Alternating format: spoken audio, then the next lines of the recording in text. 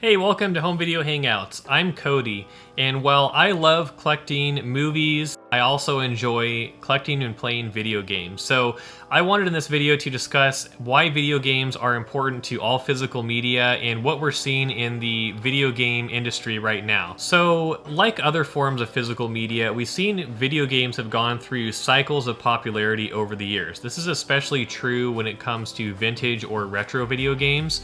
We've also seen a change in how video games are released, similar to what we're seeing with movies and music. For years, video games were released on a physical media format like discs or cartridges, and once you bought them, you own that game forever unless you decided to sell it, or if you broke it or something.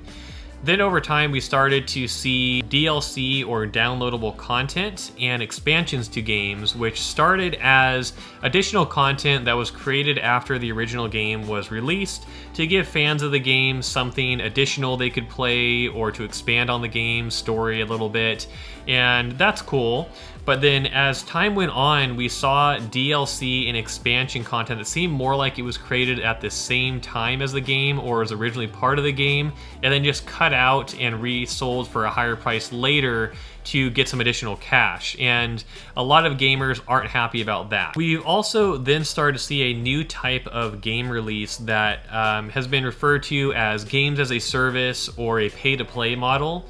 And this upset many gamers because you would pay an initial price to buy one of these games, but then after you bought the game, there would be additional microtransactions in the game that you'd have to pay for to fully experience the game or to get additional aspects of the game unlocked. And many gamers hate this as well, and it seems like just another cash grab. Now, what we've seen more recently in video games is something kind of similar to what we've seen with the music industry and film industry. Multiple gaming subscription services have popped up. To name a couple, there's PlayStation Plus and Xbox Game Pass.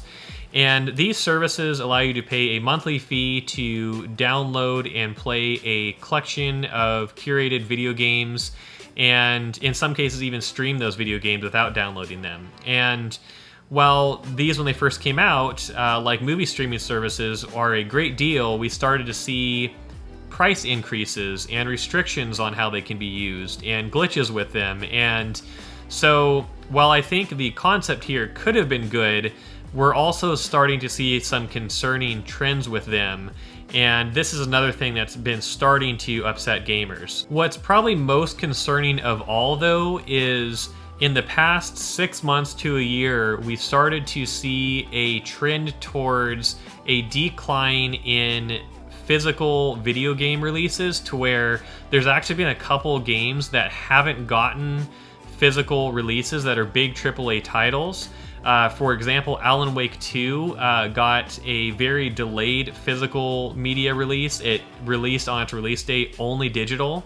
And we're seeing how there's consoles coming out now that don't have disc drives. You can either choose a version that has a disc drive or one that's all digital and you can only buy digital games on. And at the same time these things are happening, we've seen PlayStation Plus remove titles from their library that people thought they were getting when they subscribed.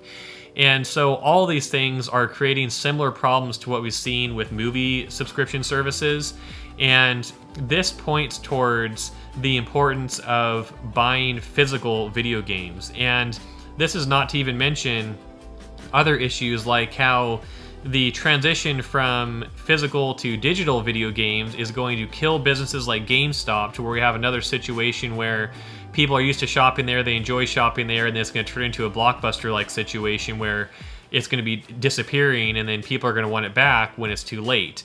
And in addition to that, these services are probably going to get video game developers paid less, as well as the people who created the subscription services like Microsoft or Sony are probably going to take most of the profit. So it's going to make it harder potentially for indie game developers to put out new games, and there's other problems that could arise as these large corporations have full control over these services. So then this begs the question for all of you who maybe aren't as interested in video games or focus on collecting music and movies, how does this video game stuff affect physical media as a whole? Well, what we're seeing is that video game companies are, instead of learning from the problems of streaming services in the music industry and film industry, they're just copying it and seeing what profits they could potentially get out of it. And this could lead to a world where we're no longer having video game releases on physical formats, and therefore we're no longer getting consoles released that have disc drives that can play other formats like 4K Blu-rays, regular Blu-rays, CDs, things like that. And that's a problem because many people have started watching physical media like movies and everything through their video game consoles, because a lot of times video game consoles play a pivotal role in introducing new disc formats. And we saw that with Blu-ray getting introduced around the same time as the PlayStation 3, and then we saw an uptick in 4K releases when the Xbox and PlayStation started to have 4K Blu-ray players in them. And so if that dies off, that's going to be a big problem for movie physical media. And I think that that's one of the biggest areas where video games and video game consoles have an impact on all physical media. So I think if you are someone who is interested in video games, it's important to buy the disc version of these consoles, like the PlayStation 5 disc version or the Xbox Series X, and to, as much as you can, buy physical releases of video games to let the industry know that that's what you're interested in, instead of just digital downloads or streaming. Now, there's also a couple positive trends that start with video gaming that I want to share as well. So, like I said before in some of my videos, people are very nostalgic about video games, and because of that, we've seen an increase in small businesses around retro video games. In my area, Sacramento, California, I could think of at least 5 different local video game stores that are operating right alongside the various GameStop locations and buying and selling retro video games and newer video games. And that shows a trend where even with these new video game subscription services and things, people still want the old analog nostalgic video game experience of the older consoles, things like the NES, the original Xbox, the original PlayStation consoles, the handhelds. And I think that's around to stay. We're going to see collectors continue to pop up with the video game industry, and that could very well carry over into other forms of physical media, to where we have people starting to collect more CDs, to where we have more people starting to collect movies on Blu-ray and even DVD.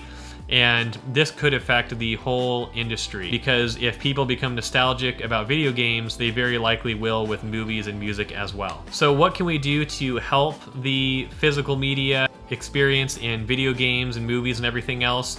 I would say the biggest thing you can do is to buy physical media in all forms. If you love video games, buy physical video games. If you love music, buy CDs. If you love movies, buy physical movie releases. Doesn't mean you can't use all the streaming services to try things out or use them once in a while, but don't let that stop you from buying the physical releases and building your own collection. It's important to have that ownership. It's important to support these physical formats, because we don't want to lose them forever.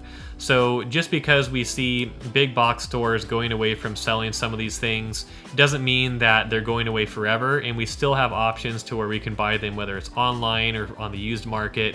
There's still plenty of ways you can buy physical media. So let me know in the comments below how you feel about these trends we're seeing both with video games and physical media as a whole. I love to keep the conversation going down in the comments, and if you enjoyed this perspective, hit the like button down below and the subscribe button to see more of my upcoming videos, and I'll see you in the next video, and let's keep supporting physical media.